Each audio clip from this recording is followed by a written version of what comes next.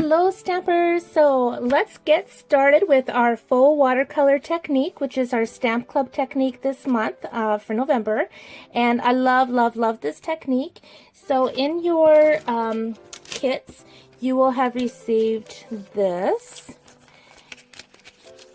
So you've got a sample here with the faux watercolor technique, your little list of supplies, and your step-by-step instructions. And those will tuck behind the instructions that you received last month with your stamp club. So just slide them in, and the next month you'll get another pocket page to go in your technique album.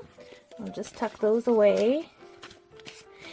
And when you're making these projects, if you don't have the stamp sets that I'm using, that's absolutely fine. Just switch it out. Use what you do have. If you don't have the same color ink pads, switch them out. It'll be fine. It'll look just as good, and the whole point is just so that you can learn different techniques using what you have. That's the other point, is you want to make sure that you're using the products that you're purchasing.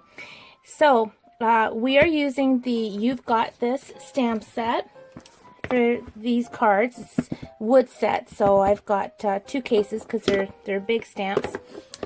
And again, use an outline stamp if you don't have this one. So in your November Stamp Club kits, you will have supplies to make 3 cards.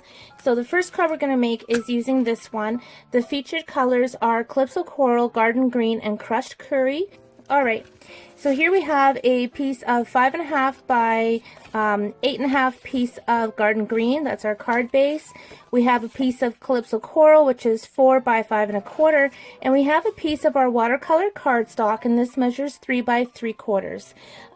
Each card features something different for us to be stamping on to try the technique. So we have the watercolor cardstock, and then in this packet we have the shimmery white, and in this we have the regular whisper white, because I want you to try this technique on our different cardstocks.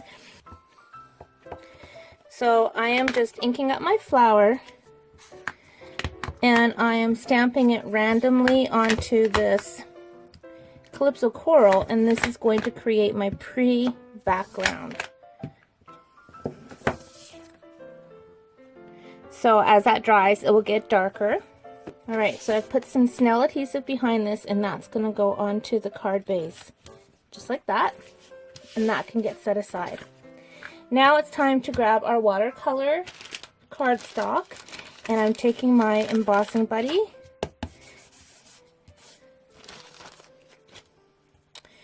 The same stamp. And this is going to be inked up and colored just like our little sample in our technique book. So I'm stamping not too close to the top, because I don't mind my little stem coming down a little bit. Alright, then we need to emboss.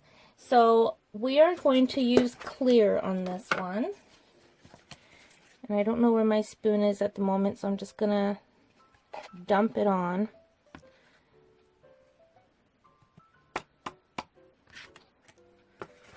Now I'm going to heat that up. Okay, so that has been embossed. You can kind of see it there on the camera. Okay, so here's the ink pads. We have Calypso Coral, which I'm squeezing the lid so that I get a puddle of ink. Garden Green. And Crushed Curry. Alright. So now I'm taking my aqua painter, and I'm just going to moisten the flower. There's a little bit of yellow from my previous project, so I can kind of see where that water is going. But you just want to moisten the whole flower image. And then you're just going to pick up some color, and you're going to add a little bit of water. So you see that? You get like a little pool of water. And then you're just going to drop it onto your card.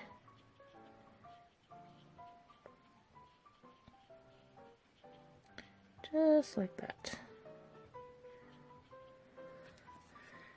So you can see that it's staying within the embossed lines.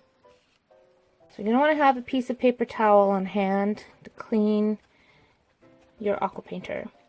So now we're doing the same thing, making a puddle of ink with the Calypso Coral, and now we're just going to drop that. And you want to squeeze, you want to have a little bit of water, and you're going to see it start to flow and start to bleed in to all the different sections. Squeeze a little bit more water and it's just magical. It looks so good.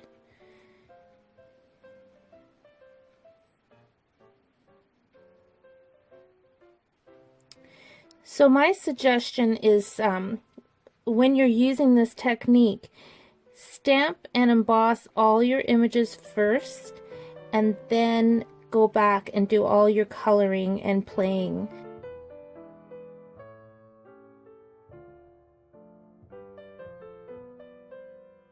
And add as much or as little color as you want, and then you can let that dry and go back and add more color. If you want to, you can take your heat tool. There's two settings on the Stampin' Up! Heat tool, and the first setting is to dry ink. The second setting, when it's up all the way, is to heat emboss. So I'm just going to put it on the first setting just to dry the ink real quick.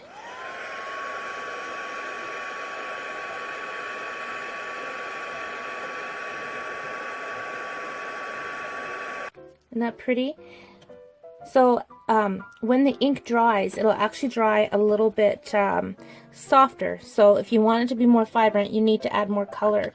And you can go back in and add more and more layers of your colors as well. So that's what I'm doing now. I'm just going in and adding some more crushed curry.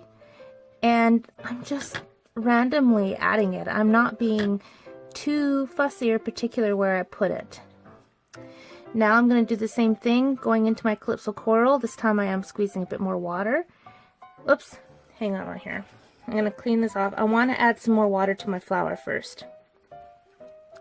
So I'm squeezing my aqua painter, getting this wet again, and then picking up my color and adding on some more deeper shades of that Calypso Coral.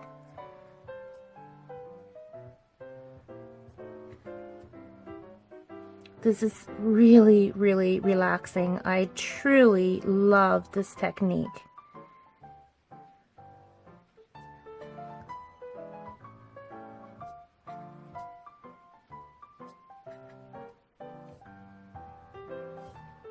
Just kind of going on the outline of the petals.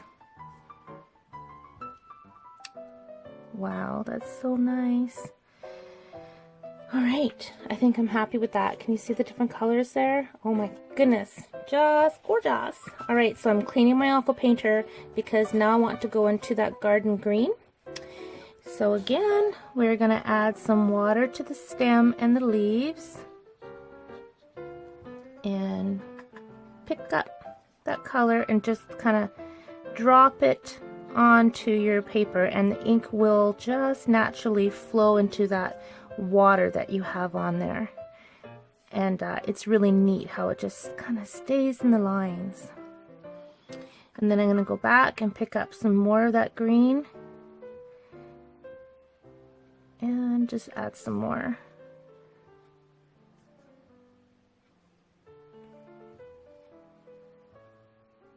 There we go. Isn't that gorgeous? Oh my gosh, I just love it. Okay, so in the kit, there's a piece of our vanilla gold ribbon. And what you want to do is close your aqua painter, wrap this around the aqua painter, and you're going to tie a really tight knot.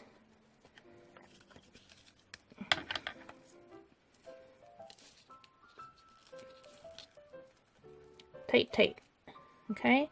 And you're going to slide it off, and you're going to just trim that like that. You're going to put some snail on the back, and then just position this onto the front, wherever you want that bow to go. I think I like it there actually.